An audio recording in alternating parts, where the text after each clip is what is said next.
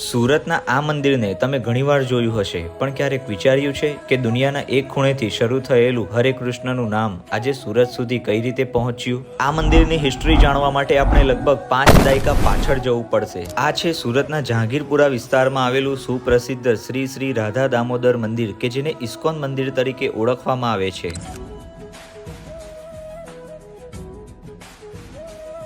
કહાની શરૂ થાય છે વર્ષ 1966માં, જ્યારે શ્રી એસી ભક્તિ વેદાંત સ્વામી પ્રભુપાદ એક નાનકડા સ્થળેથી શ્રી કૃષ્ણનો સંદેશો લોકો સુધી પહોંચાડવાનું શરૂ કર્યું અને ત્યાં જન્મ લે છે ઇસ્કોન એટલે કે international society for Krishna consciousness. ત્યારબાદ વર્ષ 1970 દરમિયાન શ્રી સ્વામી પ્રભુપાદ સુરત આવ્યા અને એમણે 1978 દરમિયાન લગભગ 900 સ્ક્વેર ફૂટની જગ્યા પર આ નાનકડા મંદિરનું નિર્માણ કર્યું હતું અને આજે આ ભવ્ય મંદિર લગભગ 13,600 સ્ક્વેર ફીટ વિસ્તારમાં ફેલાયેલું છે. મંદિરના ગર્ભગૃહમાં એક સાથે શ્રી શ્રી રાધા દામોદર, રાધા કૃષ્ણ, ભગવાન જગન્નાથ, બલદેવ, સુભદ્રા, ગૌર નિતાઈ અને શ્રીનાથજી જેવા દિવ્ય સ્વરૂપોના દર્શન થાય છે.